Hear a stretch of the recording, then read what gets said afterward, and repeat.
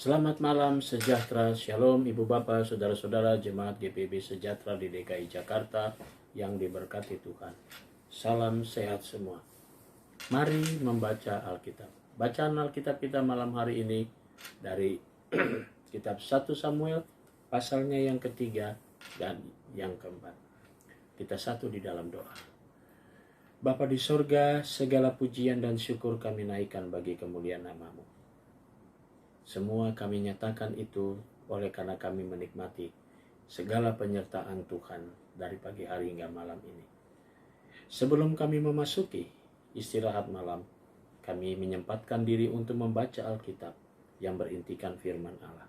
Karuniakan kepada kami kekuatan kuasa Roh Kudus-Mu yang akan menguatkan tubuh kami dan yang akan membuat kami fokus dalam pembacaan Alkitab. Karena itu kami serahkan diri kami dalam kuasa-Mu, dan Tuhan juga memberkati doa kami yang kami naikkan dalam nama Yesus Kristus, Tuhan dan Juru Selamat kami yang hidup. Kami sudah berdoa dan mengucap syukur kepada Bapa di sorga. Amin. 1 Samuel pasalnya yang ketiga. Samuel yang muda menjadi pelayan Tuhan di bawah pengawasan Eli. Pada masa itu firman Tuhan jarang, penglihatan pun tidak sering. Pada suatu hari Eli yang matanya mulai kabur dan tidak dapat melihat dengan baik sedang berbaring di tempat tidurnya. Lampu rumah Allah belum lagi padam. Samuel telah tidur di dalam bait suci Tuhan, tempat tabut Allah. Lalu Tuhan memanggil, Samuel, Samuel. Dan ia menjawab, ya Bapa. Lalu berlarilah ia kepada Eli serta katanya, ya Bapa, bukankah Bapa memanggil aku? Tetapi Eli berkata, aku tidak memanggil, tidurlah kembali. Lalu pergilah ia tidur. Dan Tuhan memanggil Samuel sekali lagi. Samuel pun bangunlah, lalu pergi mendapatkan Eli serta berkata, ya Bapa, bukankah Bapa memanggil aku? Tetapi Eli berkata, aku tidak memanggil anakku, tidurlah kembali. Samuel belum mengenal Tuhan, firman Tuhan belum pernah dinyatakan kepadanya. Tuhan memanggil Samuel sekali lagi. Untuk ketiga kalinya ia pun membangunlah, lalu pergi mendapatkan Elia, serta katanya, ya Bapa,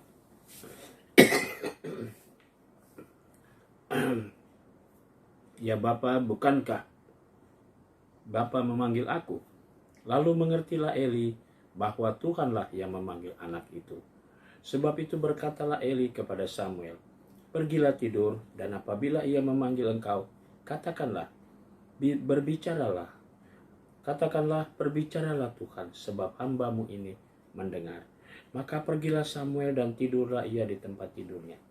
Lalu datanglah Tuhan berdiri di sana dan memanggil seperti yang sudah-sudah, Samuel, Samuel. Dan Samuel menjawab, berbicaralah, sebab hamba-Mu ini mendengar. Lalu berfirmanlah Tuhan kepada Samuel, ketahuilah, aku akan melakukan sesuatu di Israel, sehingga setiap orang yang mendengarnya akan bising kedua telinganya.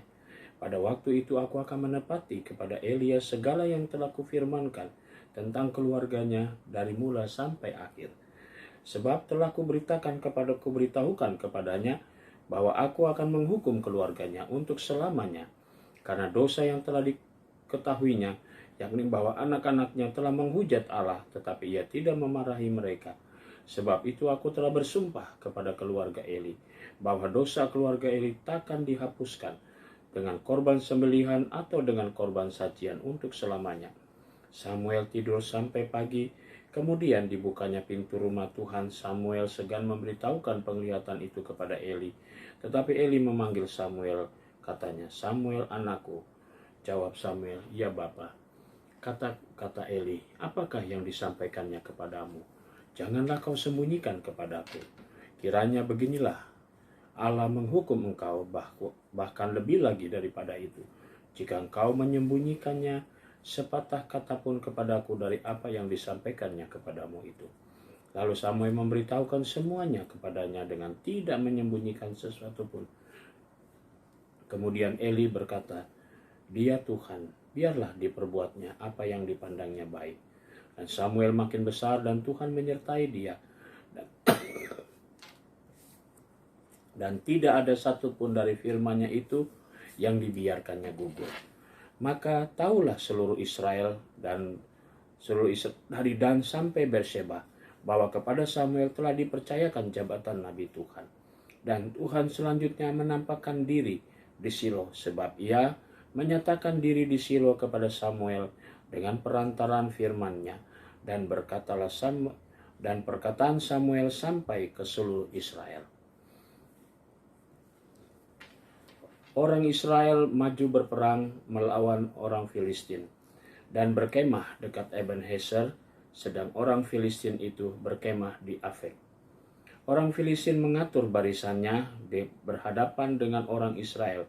Ketika pertempuran menghebat, terpukullah kala orang Israel oleh orang Filistin, yang menewaskan kira-kira 4.000 orang di medan pertempuran itu.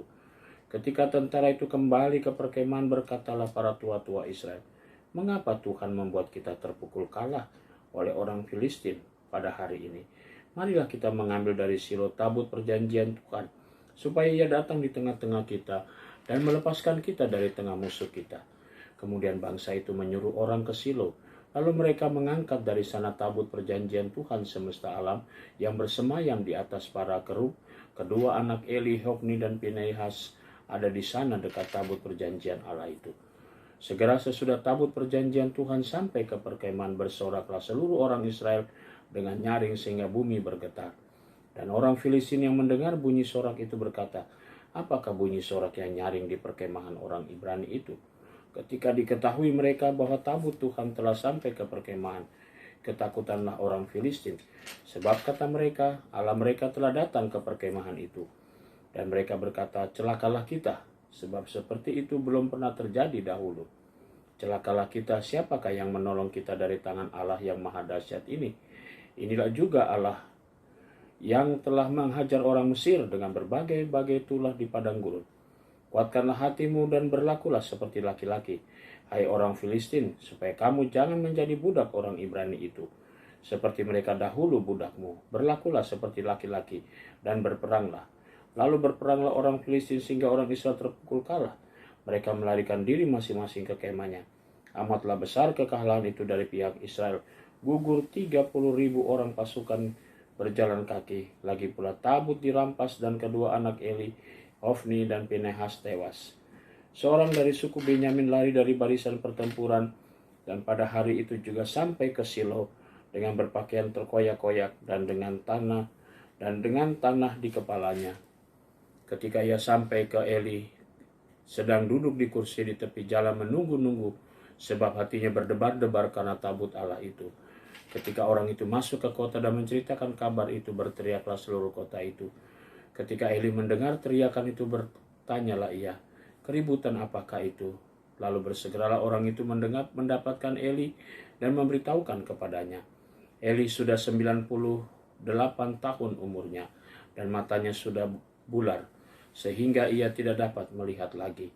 Kata orang itu kepada Eli, "Aku datang dari medan pertempuran. Baru hari ini aku melarikan diri dari medan pertempuran." Kata Eli, "Bagaimanakah keadaannya anakku?" Jawab pembawa kabar itu, "Orang Israel melarikan diri dari hadapan orang Filistin. Kekalahan yang besar telah diderita oleh rakyat. Lagi pula kedua anakmu, Hofni dan Pinehas, telah tewas dan tabut Allah sudah dirampas." Ketika direbutnya tabut Allah itu, jatuhlah Eli terlentang dari kursi di sebelah pintu gerbang. Batang lehernya patah dan ia mati, sebab telah tua dan gemuk orangnya. 40 tahun lamanya ia memerintah sebagai hakim atas orang Israel. Adapun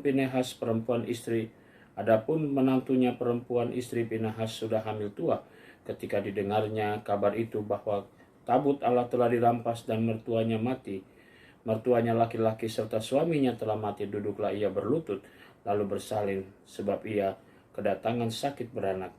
Ketika ia hampir mati, berkatalah perempuan-perempuan yang berdiri dekatnya, "Janganlah takut, sebab engkau telah melahirkan seorang anak laki-laki." Tetapi ia tidak menjawab dan tidak memperhatikannya. Ia menamai anak itu Ikabod.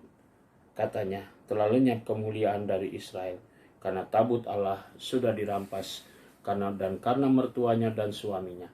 Katanya, "Telah lenyap kemuliaan dari Israel, sebab tabut Allah telah dirampas. Saudara-saudara, mari kita berdoa. Bapa di sorga, terima kasih untuk pembacaan Alkitab pada malam hari ini. Tuhan sudah tuntun kami dengan kekuatan kuasa-Mu. Malam menjadi bagian kami untuk beristirahat. Karuniakanlah kepada kami kuasa Roh Kudus-Mu yang akan menuntun kami, merangkul kami semua, sehingga kami dapat tidur dengan baik.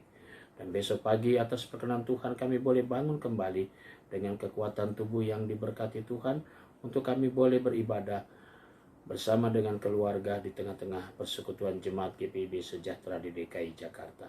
Terima kasih Bapa di sorga. Kami mau berdoa untuk Jemaat GPIB Sejahtera di DKI Jakarta. Tuhan berkati tiap pribadi maupun keluarga. Inilah doa kami ya Tuhan, yang kami alaskan semuanya di dalam nama Tuhan Yesus, Juru Selamat kami yang hidup. Kami sudah berdoa dan mengucap syukur kepada Bapa di sorga. Amin. Selamat malam, selamat beristirahat. Tuhan memberkati saudara.